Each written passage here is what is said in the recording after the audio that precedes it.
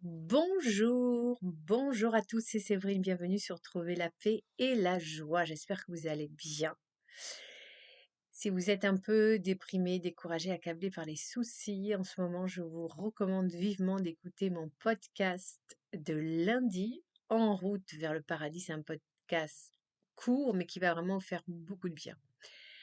Aujourd'hui, je vais commenter le départ du père Mathieu Janseron qui a annoncé il y a quelque temps cela qu'il quittait la prêtrise et ça a fait vraiment beaucoup de bruit sur les réseaux sociaux parce que le père Mathieu était incroyablement populaire sur les réseaux sociaux. Alors voilà, j'avais besoin de prendre un petit peu de recul avant de donner mon avis. Il y a eu beaucoup de youtubeurs catholiques qui ont donné leur avis et il a été interviewé un petit peu partout. Donc en fait, pourquoi le père Mathieu quitte la prêtrise? C'est parce qu'en fait, il a subi, beaucoup d'attaques, dans l'église. Il parle même d'un évêque qui l'aurait carrément agressé physiquement. Enfin, il a eu différentes persécutions, ça a été dur et hem et ces persécutions, en fait, sont, arrivées suite à, en fait, des propos qu'il avait tenus et qui ont vraiment, choqué la hiérarchie catholique parce que, en fait, il faut savoir que le père Mathieu Janseron hem, faisait beaucoup de vidéos sur tous les sujets de la doctrine catholique et il a été épinglé parce qu'il tenait des propos notamment sur l'existence du diable, son action dans nos vies ou sur, l'homosexualité, qui étaient contraires à la doctrine catholique. Donc, il était normal qu'il soit épinglé parce que quand on est catholique, on ne choisit pas ce à quoi on veut croire, on prend tout le paquet ou on ne le prend pas.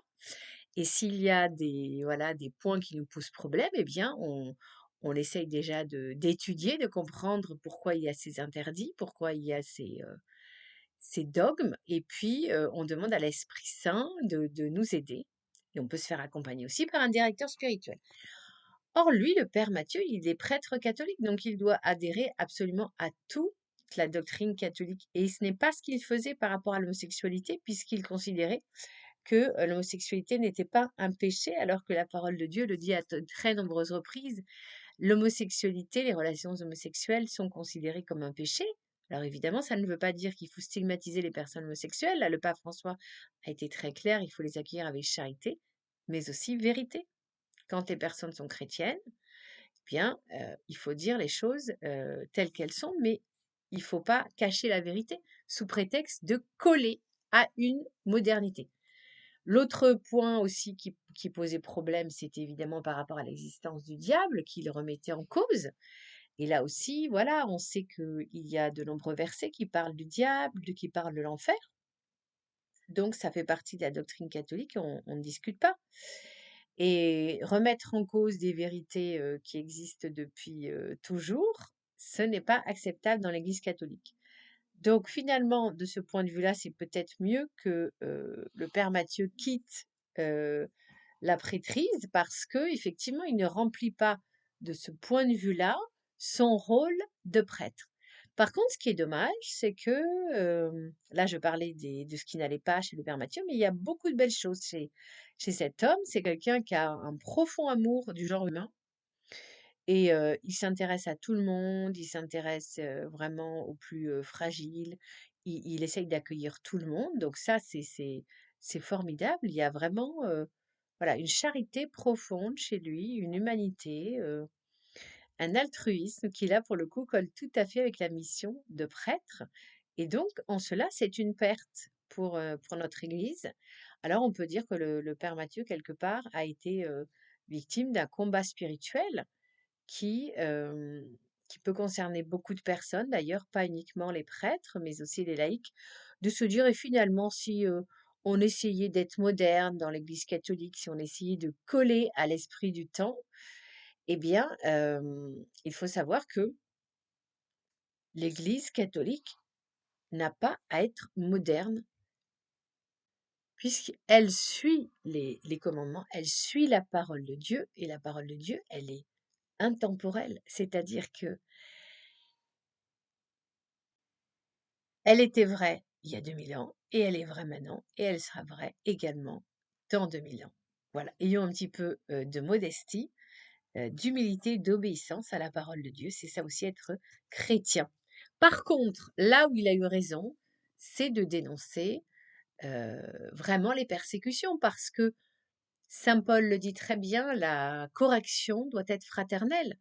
On reprend quelqu'un, mais sans l'insulter, sans le rejeter, sans le menacer. Ce n'est pas acceptable. Donc là, il a dénoncé quelque chose qui ne va pas dans l'Église catholique. Il a raconté aussi qu'il avait été mis à l'écart, qu'il avait envie de faire des missions, puis on ne lui répondait pas. Donc ça, ce n'est pas du tout une bonne façon de faire.